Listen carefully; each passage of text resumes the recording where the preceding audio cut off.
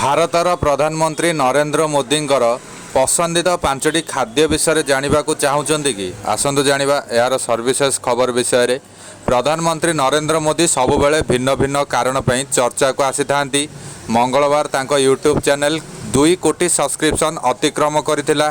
ବିଶ୍ୱର ଶୀର୍ଷ ନେତାଙ୍କ ମଧ୍ୟରେ ଏହା ସର୍ବାଧିକ ଥିବା ଜଣାପଡ଼ିଥିଲା।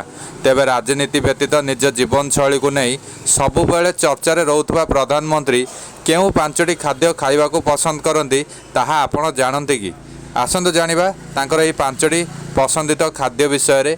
ସବୁବେଳେ ଦେଶୀ ଓ ଘର ରନ୍ଧା ଖାଇବାକୁ ପସନ୍ଦ କରୁଥିବା ପ୍ରଧାନମନ୍ତ୍ରୀ ମୋଦି ପାଞ୍ଚଟି ଖାଦ୍ୟ ଖାଇବାକୁ ଖୁବ୍ ପସନ୍ଦ କରନ୍ତି। ସେହି ସବୁ ଖାଦ୍ୟ ହେଲା ଗୁଜୁରାଟୀ ଖାଦ୍ୟ ଭେଣ୍ଡି କଢ଼ି, ଗୁଜୁରାଟୀ ଥାଳି, ଶ୍ରୀଖଣ୍ଡ, ଖିଚିଡ଼ି ଓ ଢୋକଲା। ଏହି ପାଞ୍ଚଟି ଖାଦ୍ୟକୁ ପ୍ରଧାନମନ୍ତ୍ରୀ ଖୁବ୍ ପସନ୍ଦ କରୁଥିବା ଜଣାପଡ଼ିଛି। ତେବେ ଘର ଖାଦ୍ୟ ଖାଇବା ସହ ପ୍ରଧାନମନ୍ତ୍ରୀ ଯୋଗ କରିବାକୁ ମଧ୍ୟ ବହୁତ ପସନ୍ଦ କରନ୍ତି। ପ୍ରତିଦିନ ଭୋର ସମୟରେ ଉଠି ସେ ଯୋଗ କରୁଥିବା କୁହାଯାଏ। ଏ ବୟସରେ ବି ସମ୍ପୂର୍ଣ୍ଣ ଫିଟ୍ ଥିବାରୁ ତାଙ୍କର ଜୀବନଶୈଳୀ ଅନେକଙ୍କୁ ବହୁତ ପ୍ରଭାବିତ କରିଥାଏ।